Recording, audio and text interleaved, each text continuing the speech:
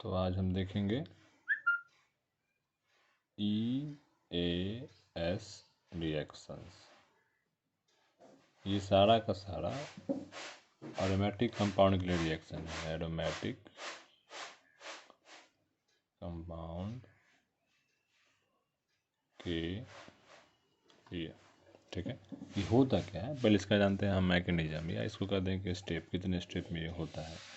चूँकि मैंने पहले ही बोल दिया ये एरोमेटिक कंपाउंड के लिए है, तो हमारे पास एरोमेटिक कंपाउंड होगा, जैसे बेंजीन रिंग है, यहाँ H रहेगा, इससे इलेक्ट्रोफाइल आएगा, इससे जुटेगा, पहला स्टेप। तो इससे मिलेगा हमको H E, यहाँ पर जैसे मान लेते हैं पहले से बॉन्ड था, तो यहाँ तो H है ही, तो यहाँ से E लग जाएगा और यहाँ आ जाएगा प्लस चार्ज, ठीक है। ये हुआ कुछ नहीं, इसने पाई इलेक्ट्रॉन, चूँकि हमें पता है benzene ring pi electron donor होता है, तो वो अपने इलेक्ट्रॉन दे दिया, तो इलेक्ट्रोफाइल ऐड हो गया और ये हमारा बन गया प्लस। ये हमारा कार्बोकैटायन, इसका नाम है सिग्मा कॉम्प्लेक्स, ठीक है। एंड लास्ट इसमें हम H है, तो यहाँ हम ले लेंगे प्रोटोनेशन, यहाँ होगा जो यहाँ पर का H है वो अपना इलेक्ट्रॉन दे के और यहाँ कन्वर्ट कर लेगा फिर से एरोमेटिक में। जैसे यहाँ H था ही, यहाँ E तो रहेगा ही, यहाँ डबल बॉन्ड, यहाँ डबल बॉन्ड, यहाँ डबल बॉन्ड, ये हमारा फिर से एरोमेटिक हो गया। यहाँ पर भी ये हमारा एरोमेटिक था। आप यहाँ देखिए कि ये हमारा यहाँ पर एरोमेटिसिटी लूज हो जाता है। क्यों? चूँकि ये हमारा प्लस चार्ज sp2 हो गया, आपको हाँ sp2 हो गया, या रिंग में 4 ही इलेक्ट्रॉन है। तो मैंने बताया था आपको कि एरोमेटिक, ये कंपाउंड पहले एरोमेटिक था, ये भी हो गया नॉन एरोमेटिक, फिर ये हो गया एरोमेटिक। तो ये हमारा इंटरमीडिएट होता है, ये हमारा स्टेबल नहीं होता। तो यहाँ पर क्या करेंगे हम, ये हमारा स्टेबल नहीं होता है, सिग्मा कॉम्प्लेक्स को बोलेंगे हम। तो ये मेरा होता है मोस्ट रिएक्टिव, बहुत ज़्यादा रिएक्टिव है, स्टेप बहुत जल्दी बनेगा और जल्दी ख़त्म भी हो जाएगा, ठीक है। यहाँ हमको ऐड करना है इलेक्ट्रोफाइल। आप ज़रा सोचिए कि इलेक्ट्रोफाइल ऐड करना है। इस रिएक्शन में 3 स्टेप में हुआ। पहला था एडिशन, दूसरा था सिग्मा कॉम्प्लेक्स के दरमियान, और तीसरा था डीप्रोटोनेशन। यहाँ से H+ निकला है, माइनस ऑफ H+, इसको बोलेंगे हम डीप्रोटोनेशन, ठीक है। वो कुछ ऐसे ग्रुप्स होते हैं जो इस रिएक्शन को, वैसे इसमें डील कर दूँ कि EAS है क्या। तो ये है इलेक्ट्रोफिलिक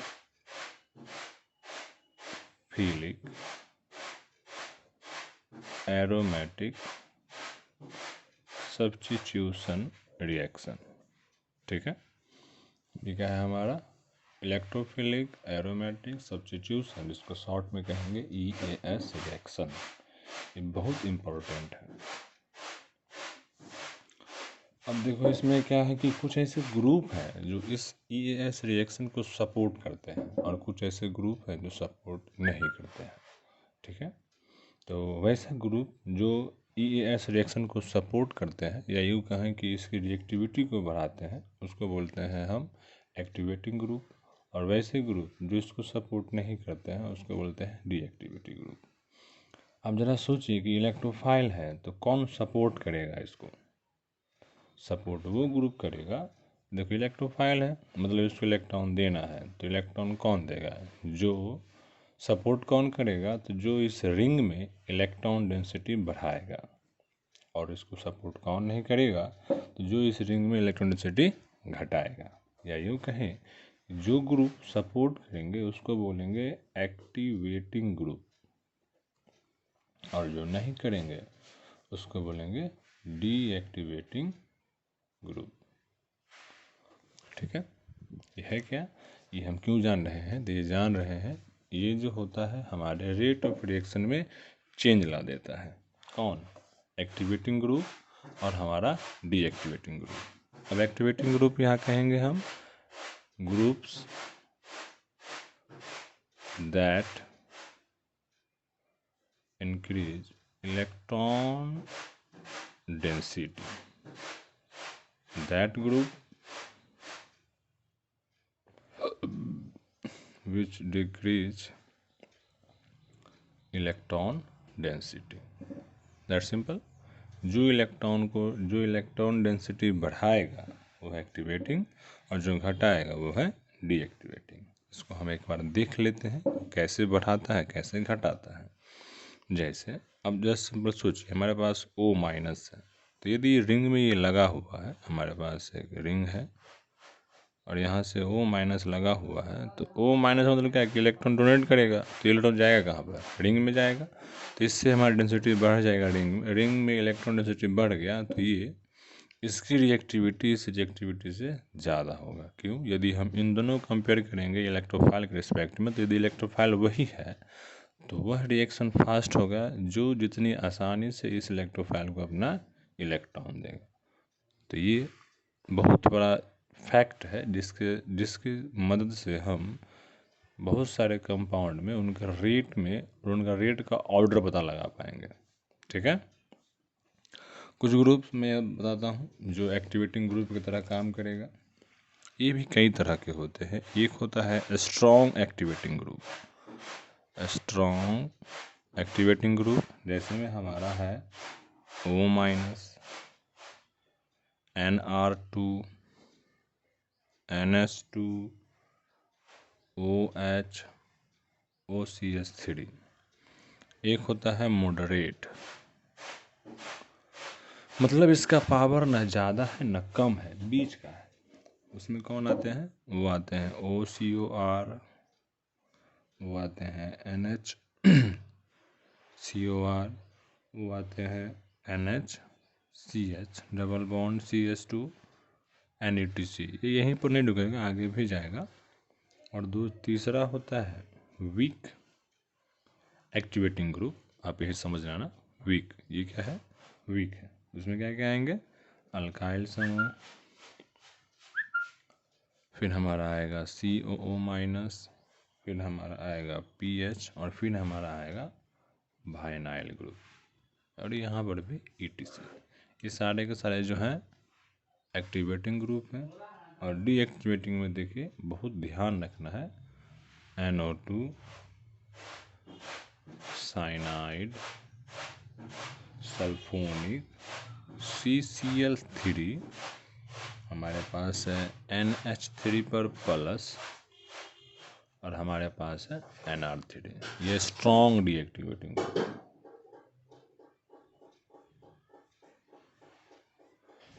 ठीक है। दूसरा है मॉडरेट में। मॉडरेट देखिए ये हमारा है COR, दूसरा है COCl, फिर है COOR। बहुत सारे हैं, मैं इसको जब आऊँगा, जब आप पढ़ेंगे वहाँ, तो मैं इसको फिर डील कर दूँगा। अभी समझने के लिए देखिए। फिर हमारा और देख लो इसमें, जैसे COH, जैसे समझ रहे हैं ना कि कौन होगा डीएक्टिवेटिंग, जो -I-R करेगा, यहीं से समझ लेना बाद में तुम। और जो +I+R करेगा वो हमारा कौन होगा? एक्टिवेटिंग होगा। That simple. ये आप सब देख रहे होंगे यहाँ पर कि सब कौन, ये सब देने वाला है, +R सब +R करेगा, तो इससे मेरा क्या होगा? एक्टिवेटिंग। और ये सारे के सारे खींचने वाले हैं, तो मेरा क्या होगा? ये डीएक्टिवेटिंग। इसमें आयोडीन आ जाएगा, फ्लोरीन आ जाएगा, क्लोरीन आ जाएगा, ब्रोमीन आ जाएगा। ठीक है। आई थिंक आप समझ गए होंगे कि कौन है एक्टिवेटिंग, कौन है डीएक्टिवेटिंग। एक्टिवेटिंग करेगा क्या? तो एक्टिवेटिंग कुछ नहीं करेगा, बस इसके रेट ऑफ रेडिएशन को बढ़ा देगा, और डीएक्टिवेटिंग क्या करेगा? इसके रेट ऑफ रेडिएशन को घटा देगा। तो हम यहाँ कुछ क्वेश्चन कर लेते हैं कि या कहेंगे इसको, order the rate of EAS reaction. हमारे पास कंपाउंड है। पहला क्वेश्चन है कि हमारे पास बेंजीन रिंग, दूसरा है NO2, तीसरा है हमारे पास CH3, और चौथा है हमारे पास OH। इन चारों का हमें रेट कंपेयर करना है कि इन चारों में किसका EAS का रेट ज़्यादा होगा। ठीक है, बताओ क्या होगा।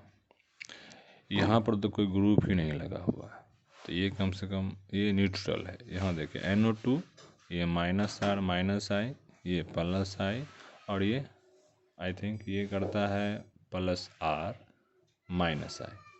तो हमेशा रेजोनेंस इफेक्ट इंडक्टिव इफेक्ट से सुपीरियर होता है, मतलब ज़्यादा स्ट्रांग होता है। तो ये दे रहा है, ये भी दे रहा है, ये खींच रहा है, और यहाँ तो ना कोई देने ना कोई लेने वाला है।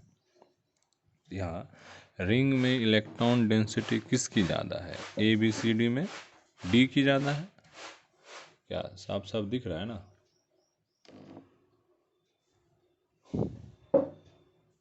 रिंग में इलेक्ट्रॉन डेंसिटी इसकी ज़्यादा है, तो सबसे आगे हमारा D, उसके बाद C। अब इन दोनों में देखिए डेंसिटी हमारा यहाँ तो घट गया है और यहाँ घटा ही नहीं है, तो इन दोनों में कंपेयर करेंगे तो जो भी था पहले ये दोनों ने मिलके बढ़ा दिया, ये दोनों ग्रुप, लेकिन ये ग्रुप में कोई नहीं बढ़ाया है। तो यदि पहले 10 था तो अभी भी 10 ही है, लेकिन यहाँ 10 तो नहीं होगा, ये तो घट जाएगा। तो ये हमारा आ जाएगा A और लास्ट में आ जाएगा B। यदि नहीं समझ में आया हो तो एक बार फिर से बैक करके फिर उसको देख लेंगे। अगला देखते हैं क्वेश्चन कि हमारे पास फेनॉल है, क्लोरोबेंजीन है, हमारे पास CH3 है, लेट्स से, और फिर से हमारे पास बेंजीन रिंग। यहाँ A B C D। आपको बताना है ऑर्डर। पहले हम क्या देखेंगे, ये +R, ये बताओ, ये है +R और -I। क्यों है +R, चूँकि यहाँ पर लोन पेयर है। CH3, ये +I, और यहाँ तो कुछ नहीं है। ठीक है, अब बताइए यहाँ पर सबसे आगे कौन होगा। तो सबसे आगे हमारा होगा फेनॉल वाला। अब बताइए, यहाँ +R भी है, -I भी है, यहाँ +CH3 +I देगा, और यहाँ तो कुछ नहीं हो रहा, ये भी देने वाला, ये यहाँ न कोई नहीं देने वाला है, और यहाँ +R है और यहाँ पर -I है।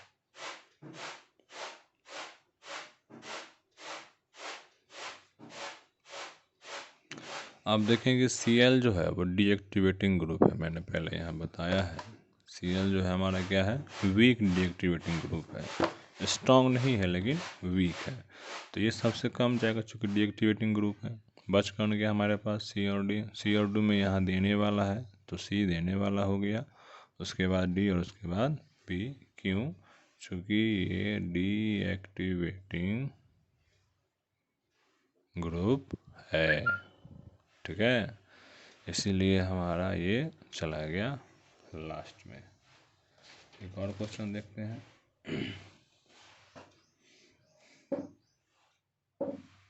जैसे हमारे पास Cl,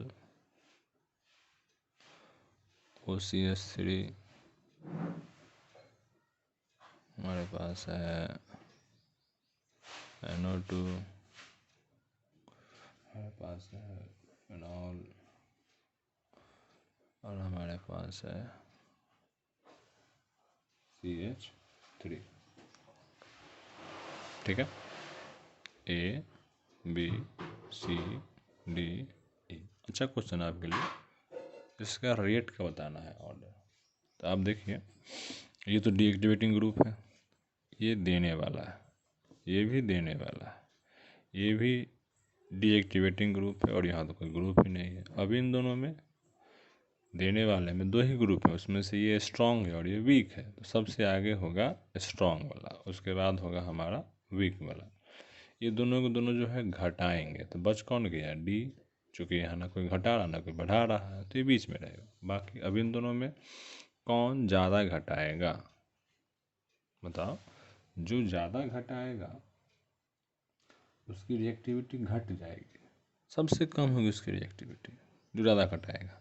तो इन दोनों में ये भी घटा रहा है, ये भी घटा रहा है। और हम यहाँ देखते हैं इलेक्ट्रॉन डेंसिटी का क्रम देख रहे हैं। ओवरऑल हमें एक्चुअली क्या देखना है, डेंसिटी देखना है, डेंसिटी का देखना है क्रम की, किसमें इलेक्ट्रॉन डेंसिटी ज़्यादा है। जैसे हम इन ए, सी या डी में देखेंगे, मान लेते हैं कि समय 10 इलेक्ट्रॉन है, तो यहाँ तो 10 है, लेकिन इन दोनों में 10 तो नहीं होगा, 10 से कम होगा, वो 9 हो, 8 हो। अब इस 9-8 में जिसके पास ज़्यादा होगा वही जिसकी उसकी रिएक्टिविटी ज़्यादा होगी। तो हम यहाँ कहें कि ए और सी में ये कम खींचता है तो ये कम घटाएगा, ज़्यादा खींचता है तो ज़्यादा घटा देगा। तो हमारे पास ए और सी में ए के पास इलेक्ट्रॉन डेंसिटी सी से ज़्यादा होगा, जिसकी वजह से हम कहेंगे कि ए जो है EAS में ज़्यादा रिएक्टिव है और NO2 में EAS में नाइट्रोबेंजीन ग्रुप कम रिएक्टिव है। ठीक है, आई होप आप सब समझ रहे होंगे। नहीं समझ में आए एक बार बैक करके दोबारा देखें, प्रयास कीजिए समझने का, नहीं तो फिर मुझे व्हाट्सएप कीजिए, मैं आपको वहाँ डील कर दूँगा। हम अभी इसमें और क्वेश्चन करेंगे।